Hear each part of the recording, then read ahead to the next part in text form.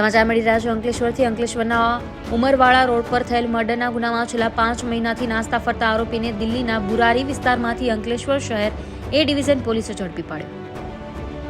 અંકલેશ્વર શહેર એ division police મથકેથી મળતી માહિતી મુજબ તારીખ 22/8/2024ના રોજ પિરામણ ગામની સીમમાં ઉમરપાડા રોડ પર આવેલ માયાવંશી સમાજના સ્મશાન પાસે રેલવે ટ્રેક નજીકથી એક અજાણ્યા યુવાનનો મૃતદેહ મળી આવ્યો હતો।